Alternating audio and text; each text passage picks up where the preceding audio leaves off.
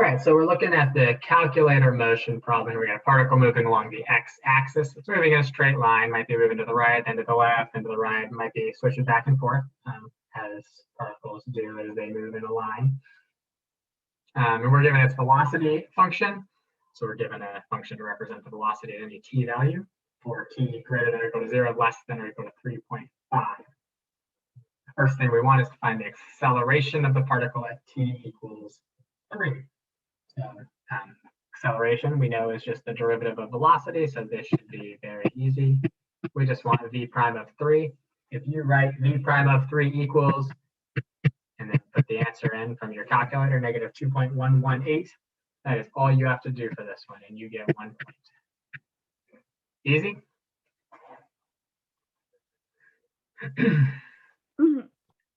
That one should be pretty straightforward. Good. All right. Then we want to find the position of the particle at t equals 3. So in order to find the position, we need to take its position at 0, which is given to us, and then find the displacement from 0 to 3. And we'll call this x of 0 plus the integral from 0 to 3 of velocity. Because if you integrate velocity, that gives you displacement. So initial position plus displacement equals final position. So this will be this negative 5, right? Plus this integral from 0 to 3 of v of t dt. And they were kind enough to give you 3 points for getting this one correct, negative 1.760. So 1 point for the final answer, 1 point for the correct integral, 1 point for using the initial condition over here. Okay. So remember, the integral from 0 to 3 gives you the displacement from 0 to 3. So you need to start at the initial position and then add that displacement. Good or no? The hardest part is typing the function in. That is probably true, yes. The hardest part is typing the function properly into your calculator, which is why you get, if you can't successfully type the function in, you at least get 2 out of the 3 points, if you know what you're doing. And just, overuse parentheses rather than underuse parentheses when you're trying to type these things in. So, all right. Part C is, once again, the most difficult part probably, is typing the function into your calculator properly. So we want to evaluate the integral from 0 to 3.5 of v of t and the same of the absolute value of v of t.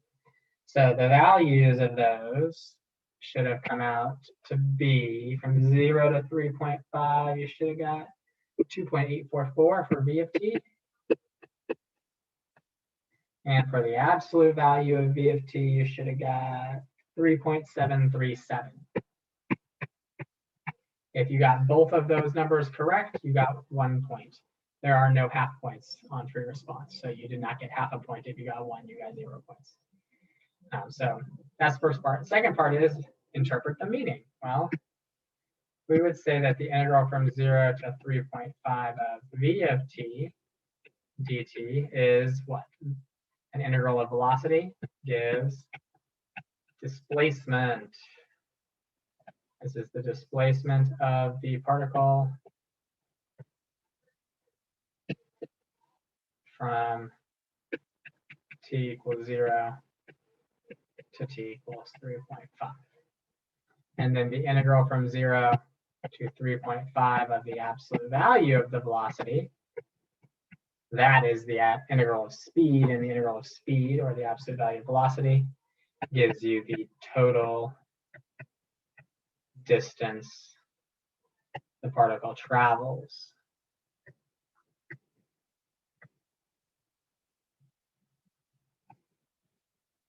On that same interval. Good or no? Your explanation was worth 2 points. Everybody feel okay there about part C?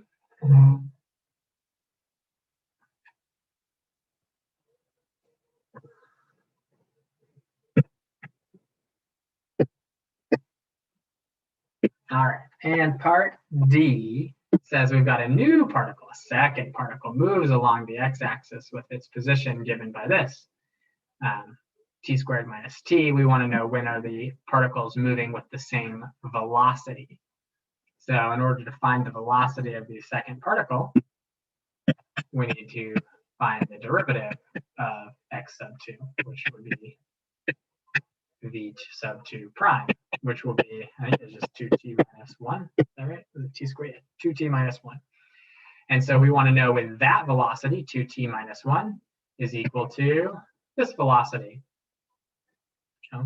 So we'll set that equal to 10 sine of 0.4t squared over whatever it is that I forgot, t squared minus t plus t.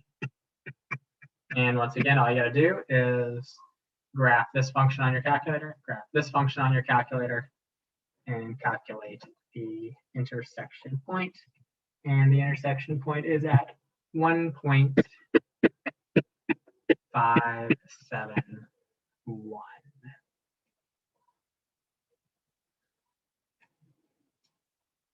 Good or no?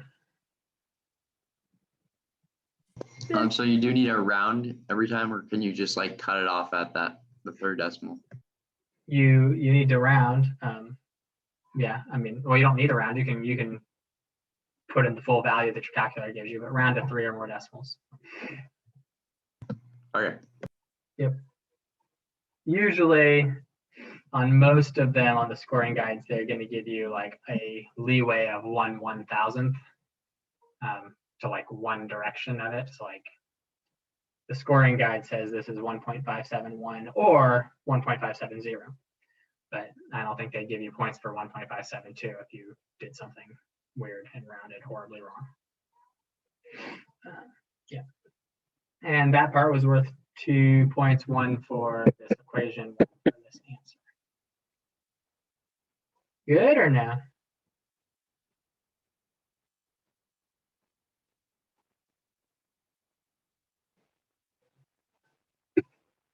No questions on that one?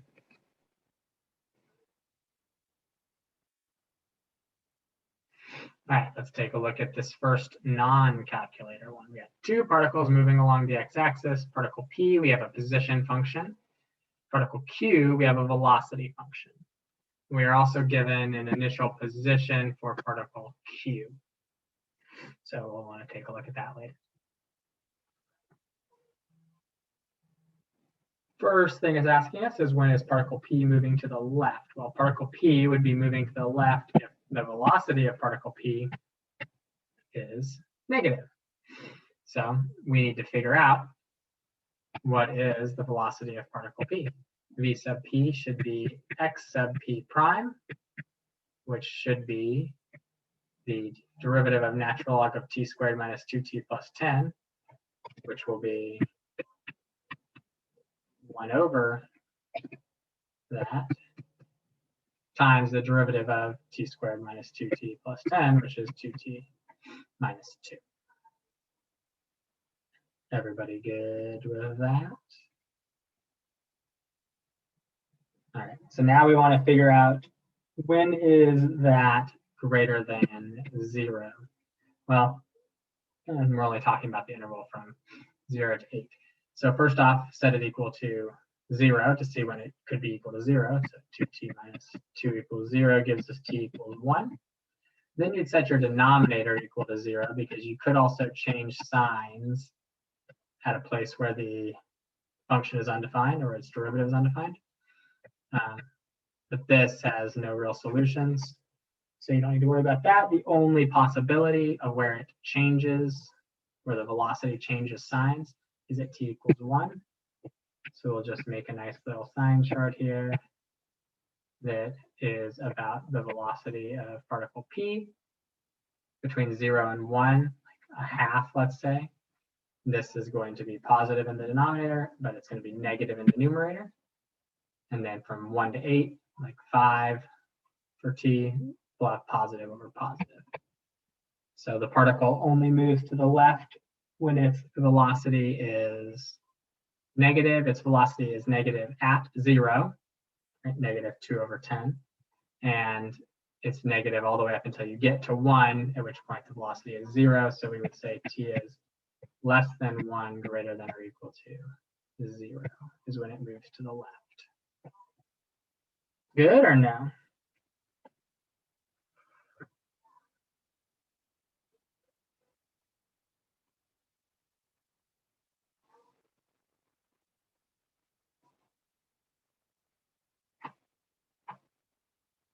All right.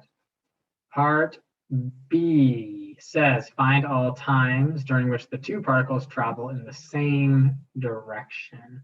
Sorry, and for this one, you got 1 point for getting the right derivative and 1 point for the right interval.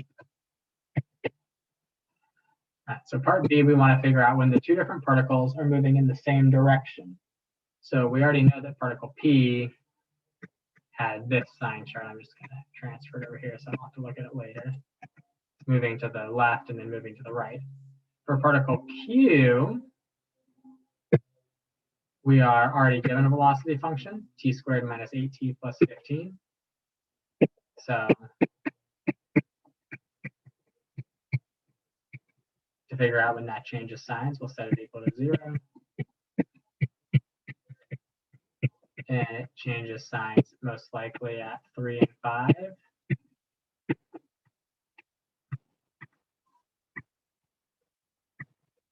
So we'll put 0, 3, 5, and 8 on there. Plug in numbers between 0 and 3, like 1. You get negative and negative, that's positive. Something like 4 is positive, negative.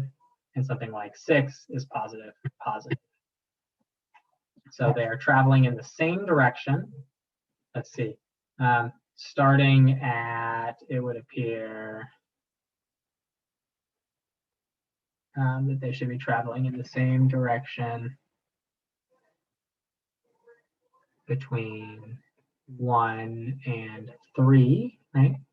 So at 1, this one is 0 though, so it's not the same direction at 1. So we'll say 1 is less than t.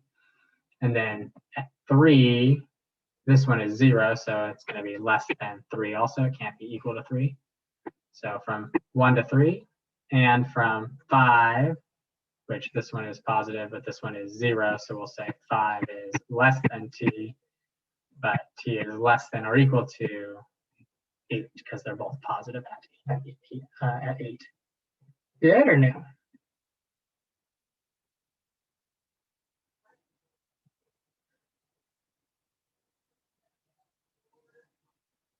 Any questions there on part B? Wait, could you explain again why it's like inclusive for 8?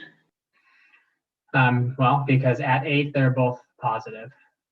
And so this one, if I plug in 8 to this, it's positive. And if I plug in 8 to this, it's also positive. Got it. Thank you. Mm-hmm.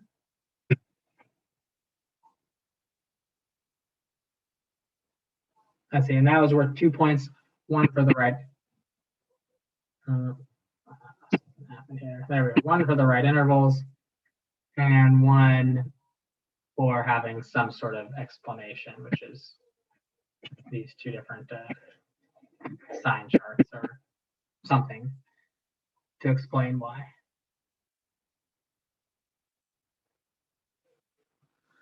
Wait, if you only made a sign chart for like Q, would you still get the explanation point? Yeah, you'd be fine because you had it for part A, you had it for P. Or you had some information already about part A, about particle P from part A. So that'd be fine.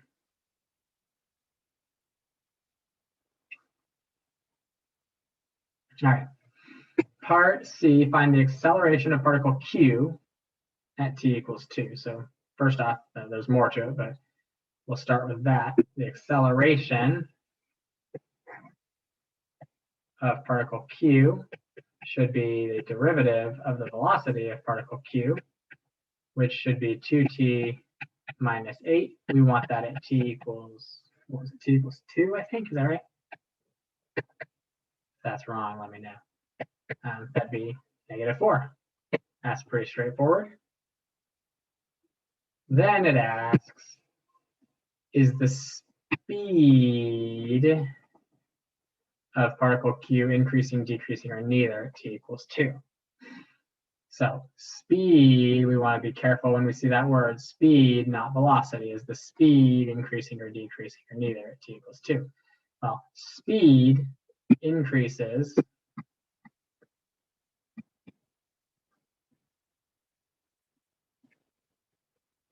if v and a, velocity and acceleration, have the same sign. Speed decreases if velocity and acceleration have opposite signs.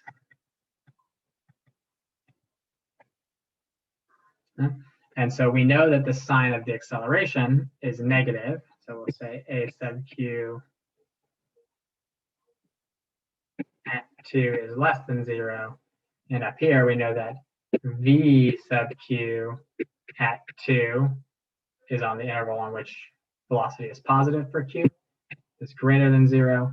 And so we will say the speed is decreasing because the velocity and the acceleration have different signs. Good or no?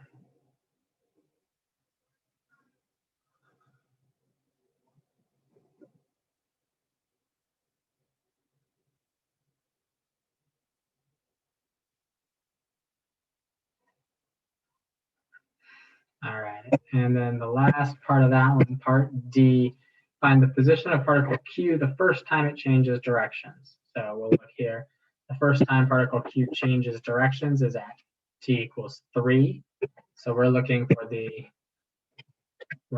for x sub q of 3.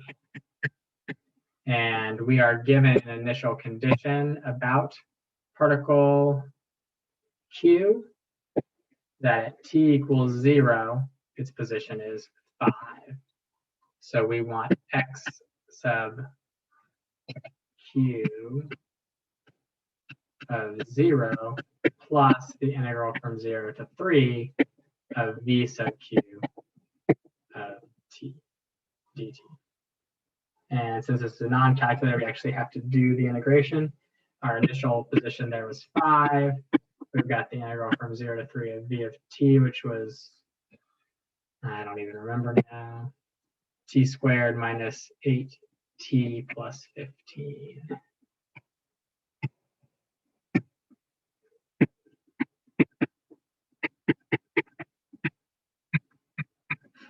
And we will then just integrate that. We got 5 plus t cubed over 3 minus 4t squared plus 15t from 0 to 3, or 5 plus 27 thirds, which is 9, minus 36 plus 45, and then minus a bunch of zeros there at the end, which should come out to be 23. Any questions there on that? 1 point for the correct integral, 1 point for using the initial condition, 1 point for the final answer. I have a question going back to B. If you get the intervals right, but the brackets wrong, does it still count? So if you have the brackets wrong, they might take off the points. I have seen some instances where they do and some where they do not. One thing you can do to be extra sure about that is, like, for example, if we're just looking at A, when is the particle moving to the left? You could just write from t equals 0 to t equals 1. It's moving to the left. And if you write it out in words, I always see anytime that somebody has written it out in words, they give the points for it. So if you just wrote here from t equals 1 to t equals 3 and t equals 5 to t equals 8, that you would be guaranteed to get the points there for that. Okay, thanks. Mm-hmm.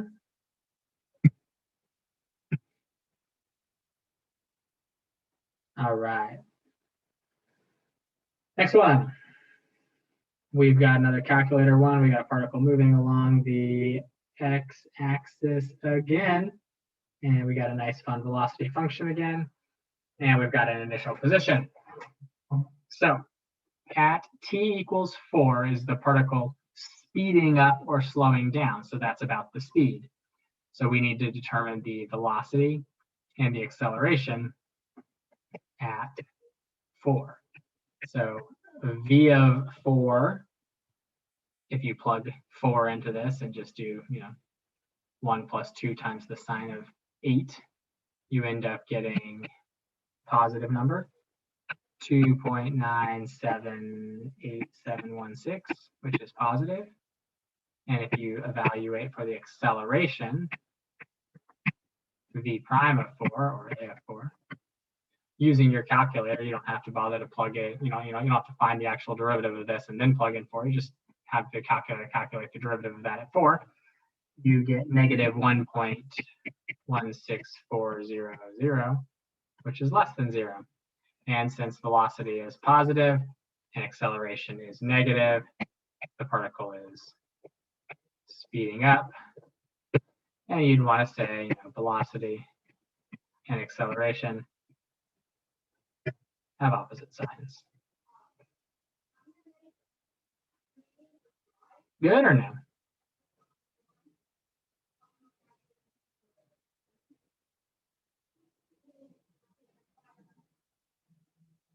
Wait, isn't it slowing down? Oh, yeah. Yep. Opposite signs. I just talked about that. Sorry, I got a little distracted. A kid was talking to his teacher through the Zoom meeting in the other room, and I was trying to listen to what he said. My brain went on autopilot there. Slowing down. Yeah. My fault there. Particle is slowing down. Opposite signs of velocity and acceleration. Any questions there, now that I've written it correctly?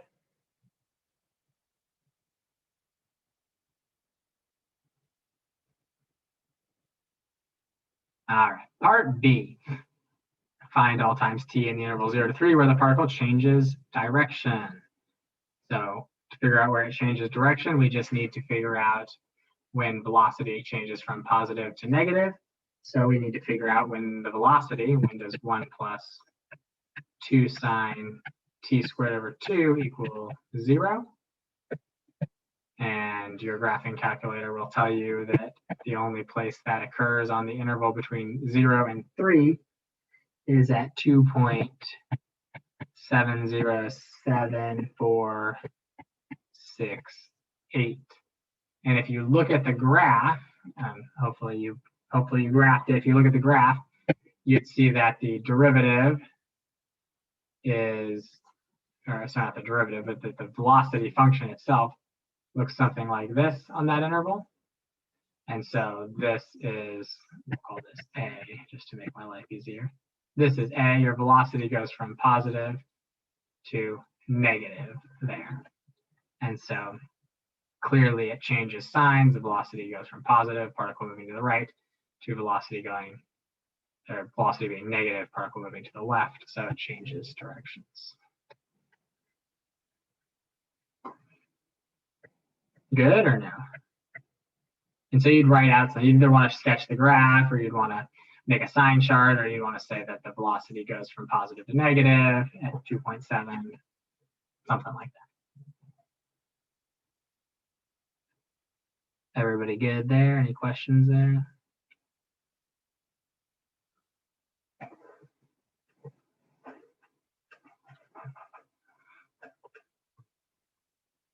All right, part C wants us to find the position of the particle at t equals 0. And so the initial condition we were given was a position at 4. So we need to figure out the displacement from 4 to 0, which seems kind of weird because that's going backwards in time, but that's okay. We'll just, for part C, say 2, which is our position at 4, plus the integral from 4 to 0 of our v of t dt function. And that's all you got to do. Your calculator will do the rest for you. If you prefer, you could write it as 2 minus the integral from 0 to 4 of v of t dt. That's also fine. Remember, you can flip the limits if you change the sign in front of it. But you don't have to. And either way, you get an answer of negative 3.815.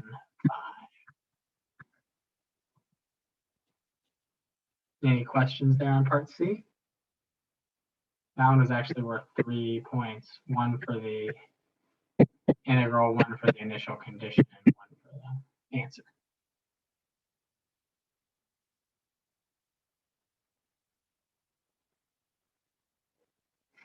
All right.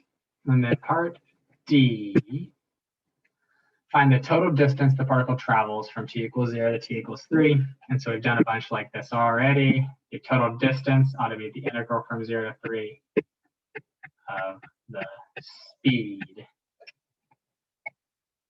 or absolute value of the velocity. And you're given the velocity function, so just integrate from 0 to 3 the absolute value of that.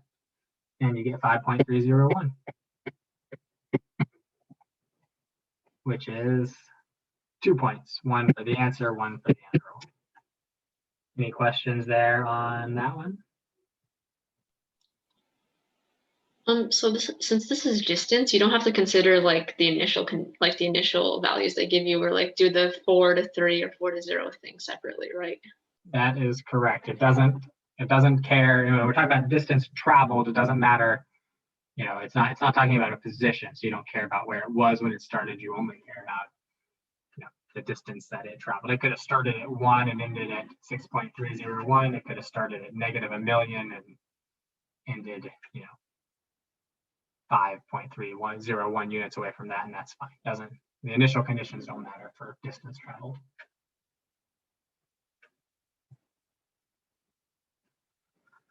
Everybody good there? In general, how are we feeling about the particle motion problems so far? Not bad. Not bad. All right, good.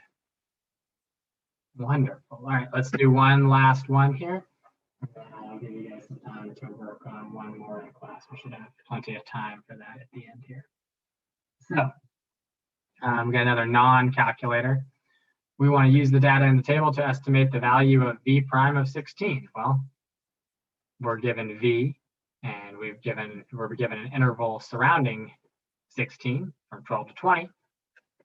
So in order to approximate the derivative of this, we'll just use the average rate of change, 240 minus 200 over 20 minus 12, which ought to be 40 over 8, which ought to be 5 meters per minute, or 5 meters per minute squared.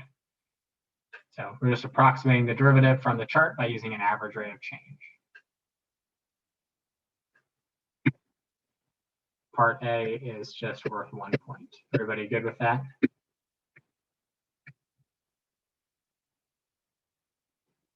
All right. And using correct units, we want to explain the meaning of the definite integral from 0 to 40 of absolute value of v of t. Well, once again, that's the absolute value of velocity, which is speed. You integrate speed, you get a total distance traveled. So the integral from 0 to 40 of absolute value of v of t dt is total distance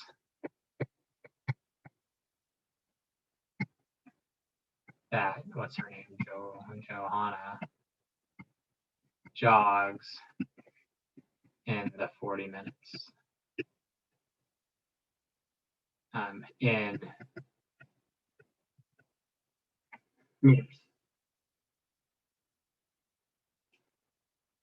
Good for the first part of B? I hope.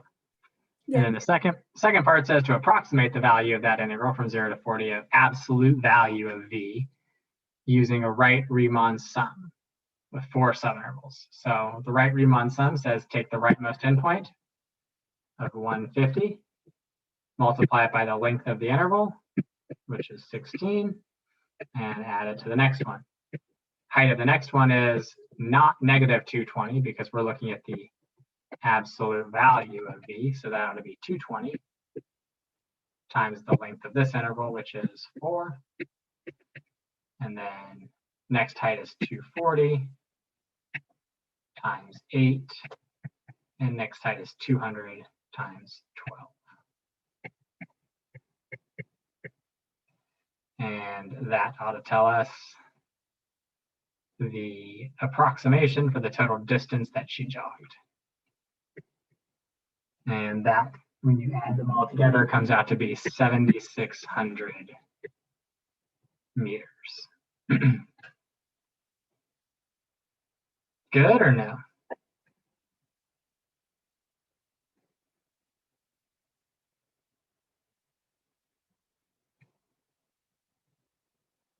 All right. And that one was worth 3 total points. 1 for your initial explanation, 1 for having the correct setup here, and 1 for the final answer. All right. And then parts C and D, we no longer care about her jogging. We care about Bob riding his bike. So for part C, Bob rides his bike on the same path, and this is his velocity. In meters per minute, we want to find his acceleration. Well, acceleration is just the derivative of velocity. So we will say acceleration is v prime. V prime is 3t squared minus 12t.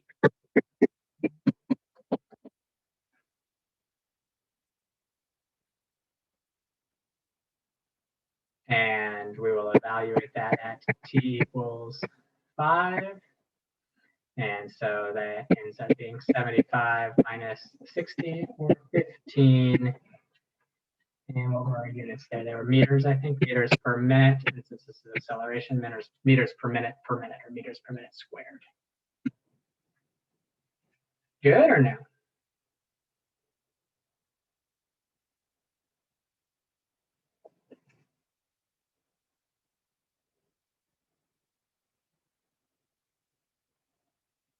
All right, I'll assume that's a yes. And then part D, we want to find his average velocity. Well, we're given his velocity function. To find the average of a continuous function, we just use the mean value theorem for integrals on the interval 0 to 10. So that would be 1 over 10 minus 0 times the integral from 0 to 10 of b of t dt, which, let's see, b of t was started out as t cubed, right? So t to the 4th over 4. And then we must have had a minus 6t squared. So that would be a minus 2t cubed. And I believe we had a 300, so that'll be a plus 300t. And we will integrate that from 0, or evaluate that from 0 to 10. And plugging all those numbers in, you get something somewhat unpleasant here. 10 to the 4th is 10,000 over 4 is 2,500 minus 2,000 plus 3,000. And then the minus 0 just goes away, minus 0. And so we end up with what, 500, 3,500 over 10, which is 350. And this is velocity we're talking about, meters per minute. Good or no?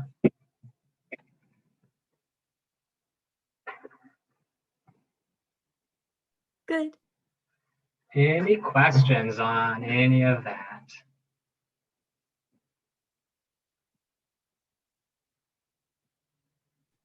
When they don't ask for units, should we just give them just in case? Yeah, I mean, if it doesn't ask for units, you should be fine.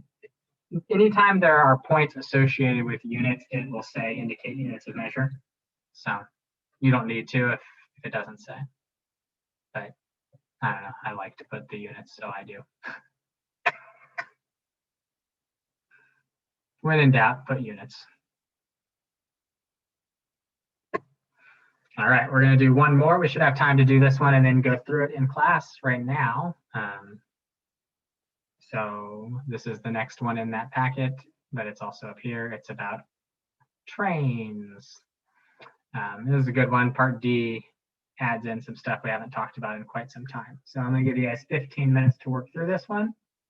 And then we will talk about it. So you got 15 minutes starting now. So for part A, we're looking for the average acceleration of the train on the interval 2 to 8. So basically we're looking for what is the acceleration of the train sort of at 5, right? Or, you know, if we're looking for average acceleration, that's just a change in velocity over a change in time. So a change in velocity from 2 to 8 would be negative 120 minus 100 over 8 minus 2, which would be negative 220 over 6 or negative 110 over 3.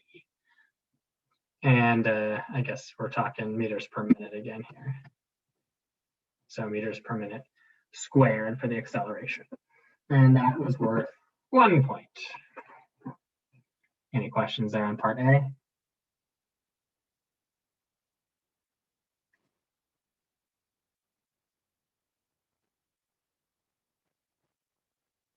All right. Part B says, does the table support the conclusion that the train's velocity is negative 100 meters per minute sometime in 5 to 8? And the answer should be yes, it does. We would say that v of 5 equals 40.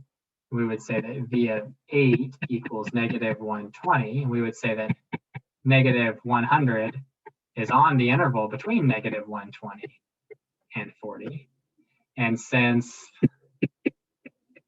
v is continuous, and why do we know it's continuous? Because it says it's differentiable, and any function that's differentiable must be continuous. Since v is continuous, the intermediate value theorem guarantees v equals negative 100 on the interval from 5 to 8. That makes sense? Everybody there?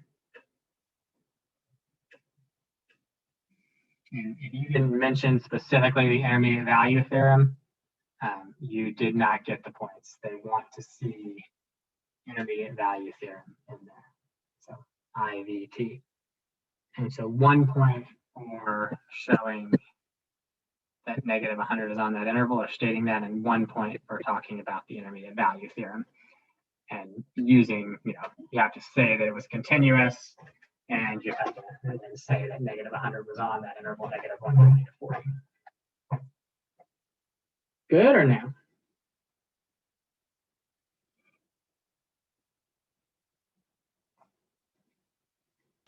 Excellent. Wonderful. All right. And part C gives us the train's position at t equals 2, 300 meters to the east, moving to the east. And we want to write an integral expression that gives the position of train A at t equals 12. So that ought to be the position at 12 ought to be the position at 2 plus the displacement from 2 to 12. That's v sub a, I think, right? X sub a. And so the position at 2 is 300. And in order to find this integral, they've asked us to use a trapezoidal sum with 3 subintervals because we don't actually have a specific function. So our 3 subintervals will be 2 to 5, 5 to 8, and 8 to 12. Are those equal subintervals? 3 units, 3 units, 4 units. So no, not equal subintervals. So we just have to find each trapezoid individually. So the first one will be 100 plus 40 over 2 times 3. So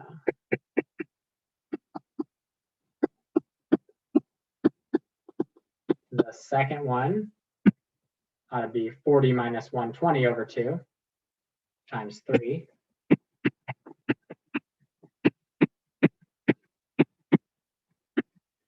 And the last one ought to be negative 120 minus 150 divided by 2 times 4.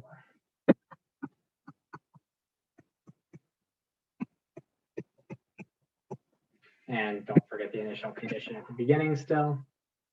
Add all of those things together, and you end up getting negative 150. So if we're talking about where is it, we would say that it is 100 feet, 150 meters west of the station. And I just can't hardly bring myself to call the station origin station. So we're just going to say it's 150 meters west of the station. Any questions there on part C? 3 points for part C. 1 for the expression for the position. 1 for the trapezoidal sum, and 1 for the final answer. Did we have to like write a statement, or is it okay to leave it at negative 150? If you wrote the position was negative 150, I think that's probably fine. Okay, thanks. All right, and then the last part of this here should be a new train. We got train B that is traveling north from the station. So now we've got a new situation here. We've got train A going this way. We got train B going this way. And the question asks us about the distance between them and how it's changing, right? So we want to know the rate in meters per minute at which the distance between train A and train B is changing at time t. So this is actually this is a related rate problem. So let's label all of these things. Let's call this X, let's call this Y, and let's call this Z. If one's going east and the other's going north, that ought to be a right angle between them. So we ought to be able to relate them by saying X squared plus Y squared equals Z squared. And in order to find the rate at which Z is changing, we'll just differentiate everything in here with respect to t. So 2x dx dt plus 2y dy dt equals 2z dz dt. And then we just need to find the values of x, y, z, dx dt, and dy dt to find the value of dz dt. And all of those should be pretty straightforward. The x value, it told us at t equals 2 that was 300. The y value at t equals 2, well, all we have to do here is look at here. The train is 400 meters north of the station, so that's 400. And using a little bit of simple right triangle trig, Pythagorean theorem, this is a 3, 4, 5 right triangle, 300, 400, 500. So z is 500. If we want to find dx dt at 2, dx dt at 2 ought to just be 100. And the only thing we'll actually have to do any calculating for is dy dt. Dy dt ought to be this function evaluated at 2. So that's v sub b of 2. And v sub b of 2, I guess, down that equation, but I didn't. At 2, that ought to be what? For negative 20 plus 120 plus 25, which should be 125. And so then we'll just plug everything in. So 2, and in fact, all these 2's don't really matter, right? We can just ignore all the 2's. What's the point of having all those in there? So x is 300, dx dt is 100, y is 400, dy dt was 125, z was 500, and dz dt is what we're looking for. We can divide all of these by 100, so get rid of that 100, get rid of 2 zeros and 2 zeros. We got 300 plus 500, that's 800, equals 5 dz dt. 800 divided by 5 ought to be 160 meters per minute.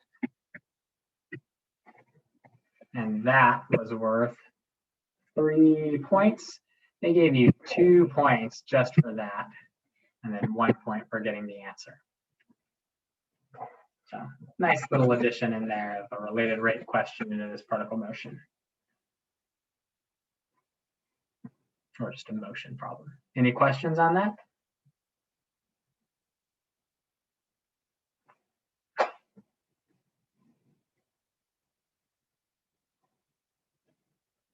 Wasn't that fun?